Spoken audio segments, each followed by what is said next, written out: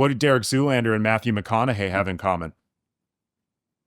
What? Derek Zoolander can't turn left, so they're both all right, all right, all right.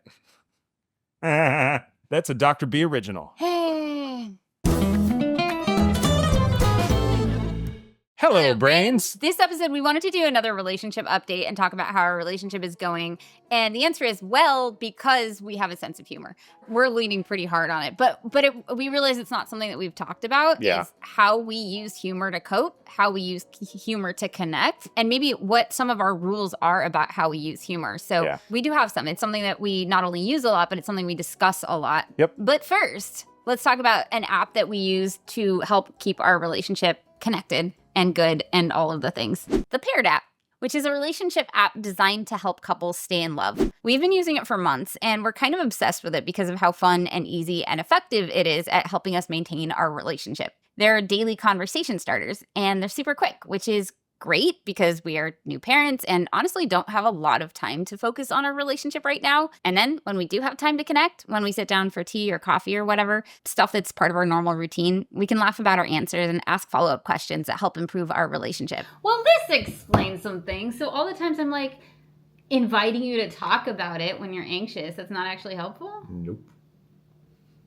Well, good to know. I think it's really cool that after years of being together and being friends long before that, we're still learning new things about each other and even ourselves. But it makes sense. The Paired app asks us questions that we otherwise wouldn't think to answer or ask. And it has a timeline feature that allows you to track big moments in your relationship so you don't forget, which is really helpful for me. The Paired app provides couples with the tools to stay connected and communicate effectively, helping them navigate the challenges that come with long-term relationships, which I think is especially important if there's any sort of neurodivergence in your relationship. Communication and understanding each other can be a lot harder when you have brains that work differently. If you'd like to try the Paired app, click my link below to get a 7-day free trial and 25% off Paired Premium to deepen your connection with your partner. So we talked with our producer, had him put together a list of questions that we will answer about how we use humor in our relationships. Why are we talking about this topic now? I don't know if any of you have heard rumors to this effect. Being parents for the first time is a challenge. With the crying and the milking and the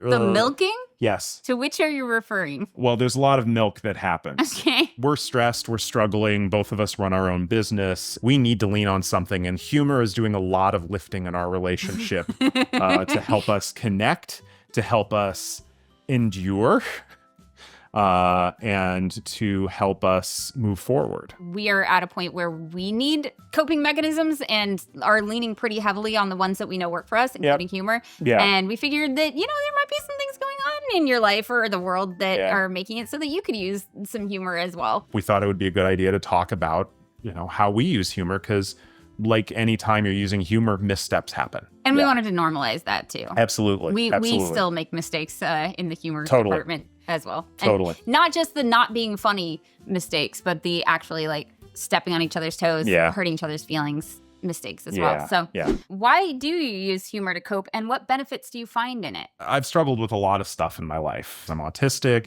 ADHD, I've got PTSD. There's a lot of ancillary stress that comes with that in terms of all of them being stigmatized, how people treat me or have treated me in the past. There's some truth to the idea, if I don't laugh, I cry.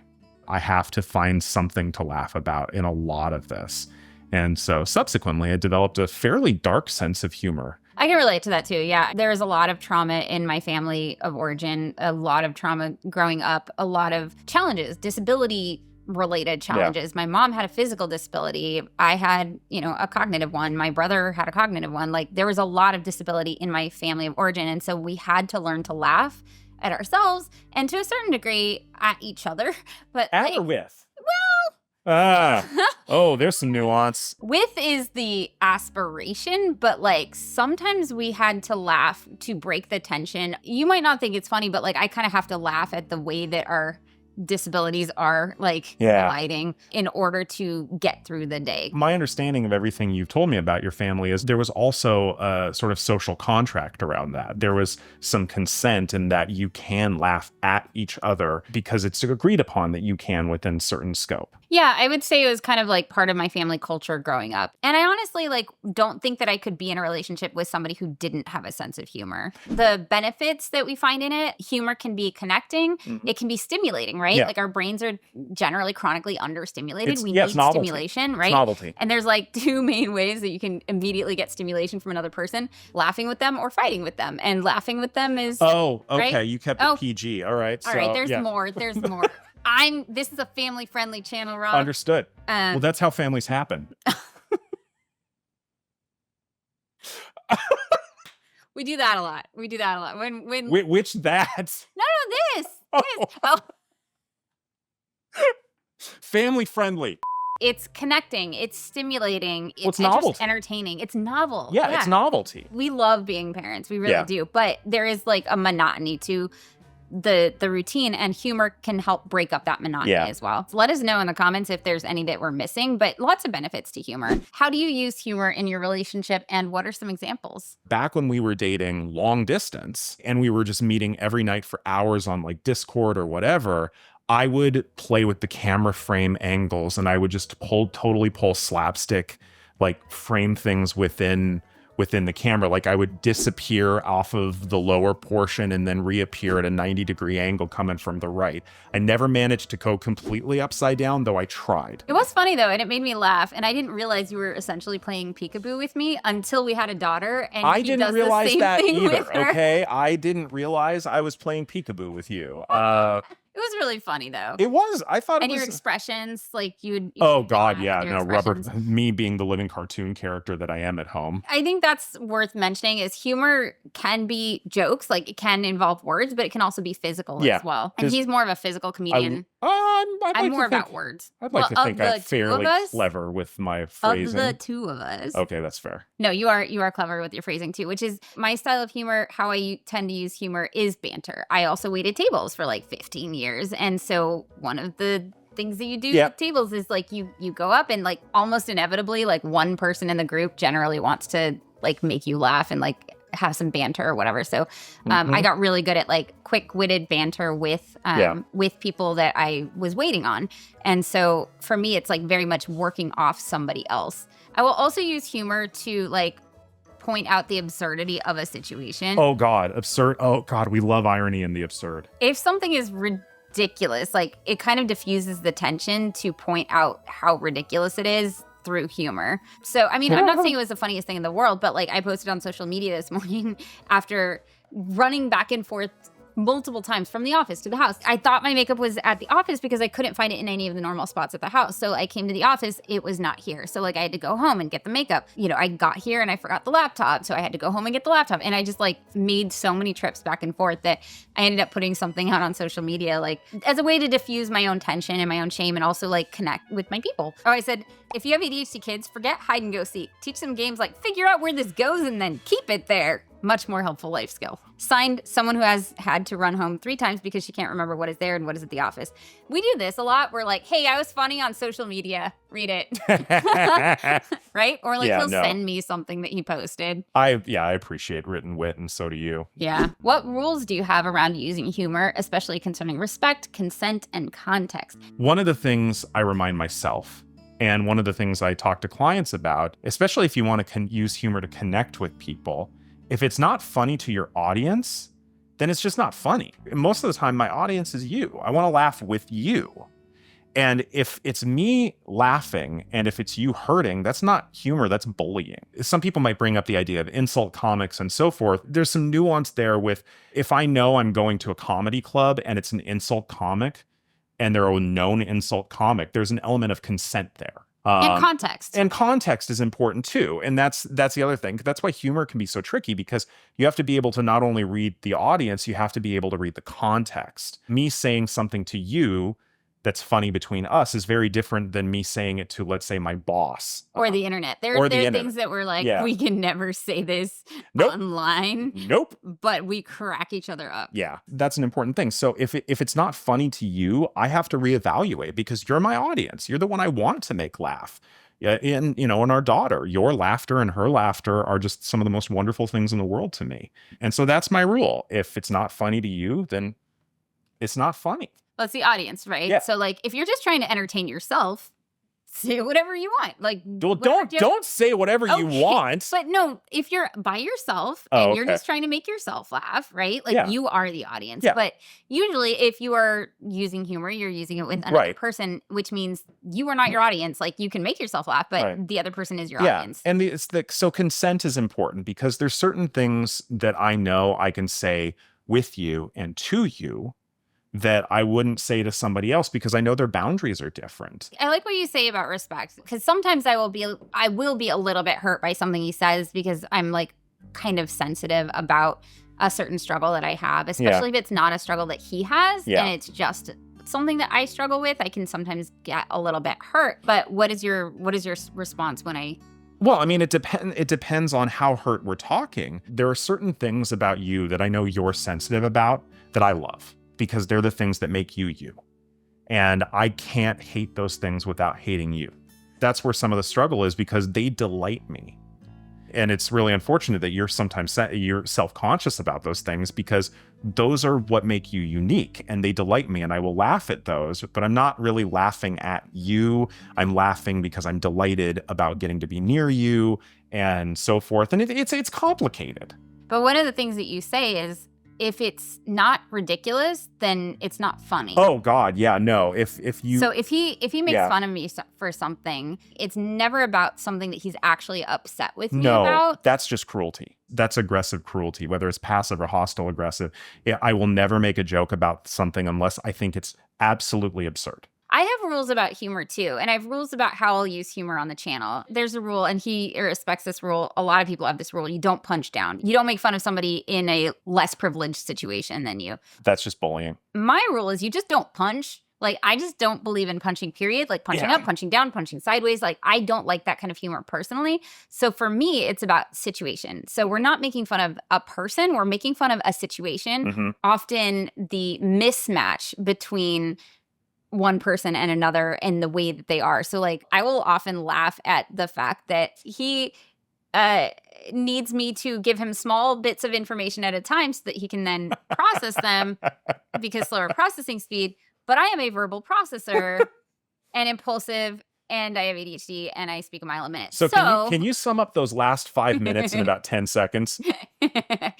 And I'll say this sometimes, like, when disabilities collide, and it'll just diffuse a tense situation. Can you share a time when humor led to a miscommunication, and how did you resolve it? I'm fairly literal-minded, being autistic and all. I'm usually pretty good about navigating humor and nuance and metaphor, generally. But there have been times where I interpreted something literally, and you meant it metaphorically or facetiously, and I took it seriously.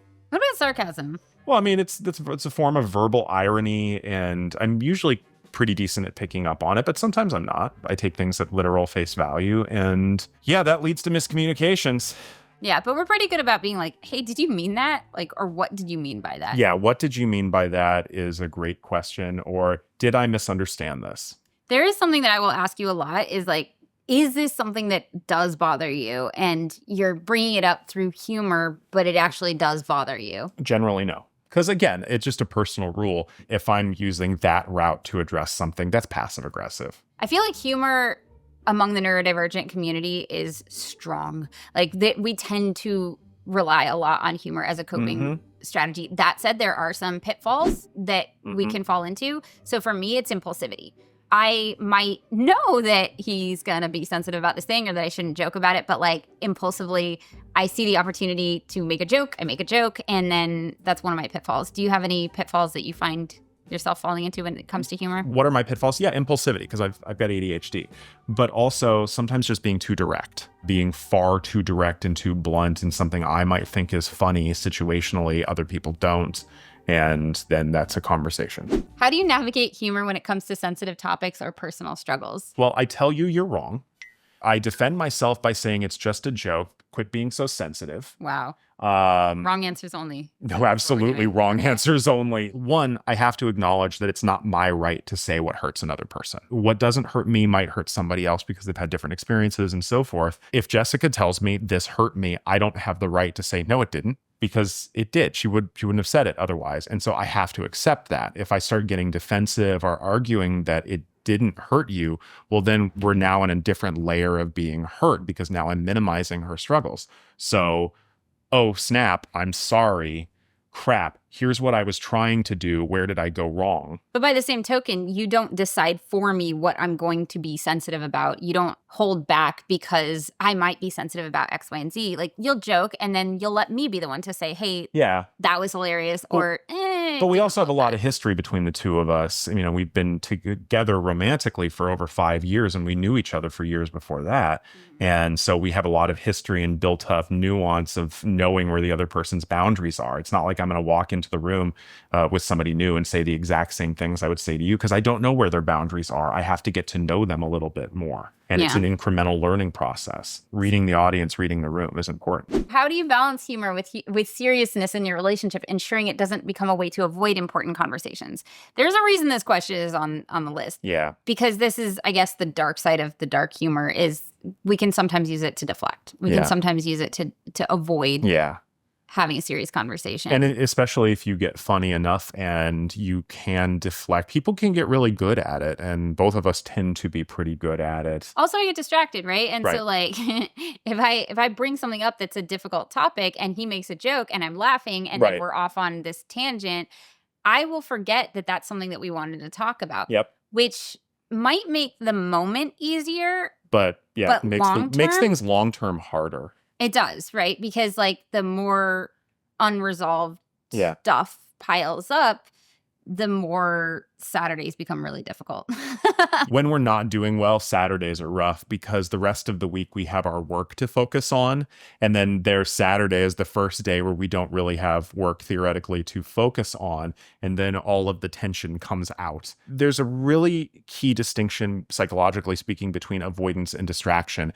But outside with our behavior, it can look like the same thing. The key distinction is how we think about it internally. Distraction is going, I can't handle this right now, and I can totally handle it later once I've had a break. Avoidance is going, I can't handle this, la, la, la, I'm not listening, la, la, la. And it ends up generally amplifying the significance of it. And so being aware when you're using humor as a deflection technique and being able to say, you know what, I'm deflecting because I can't handle it right now.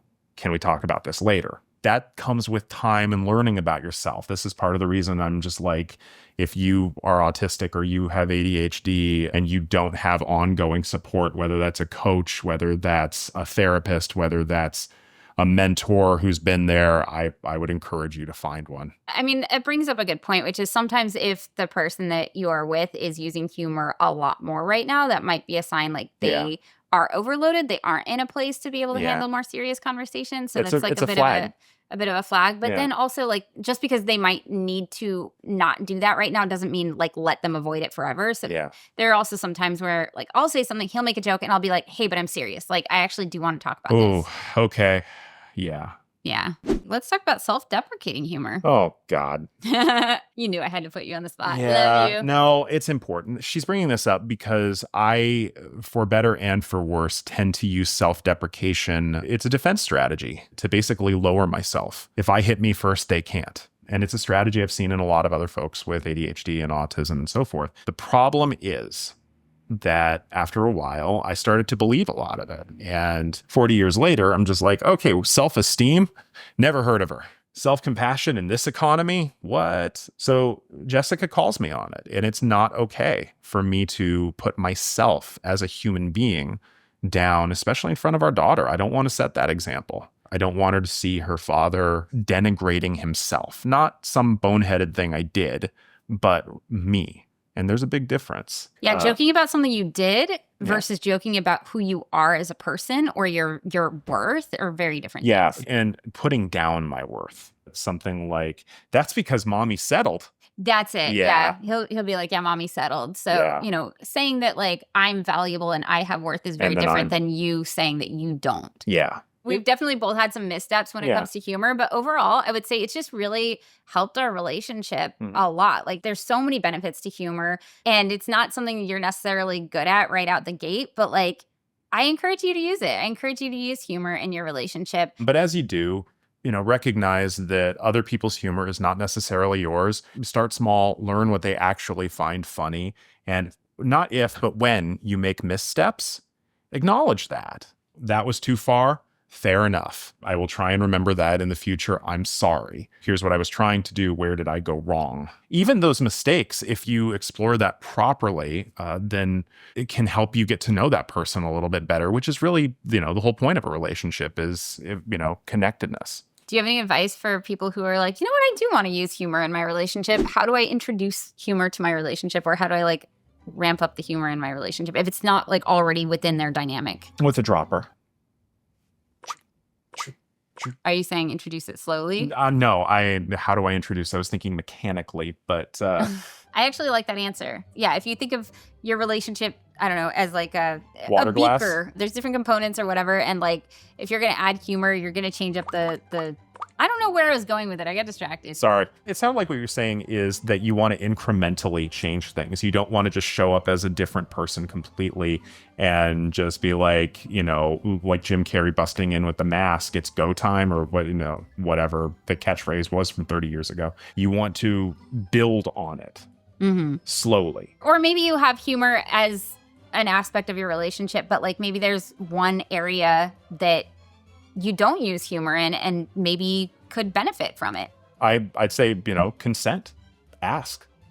Is this something we can joke about? It's a very direct question, but it's also a valuable one. Thank you to our brain advocates and all our Patreon brains for supporting the important work we do on this channel. Thank you again to Paired for sponsoring this particular video. And let us know in the comments below how you use humor in your relationship. Also, feel free to leave jokes. We need the laughs. Like, subscribe, click all the things, and we'll see you next video. 1, 2, 3. Bye, brains. Oh, but when my dad was dying of cancer...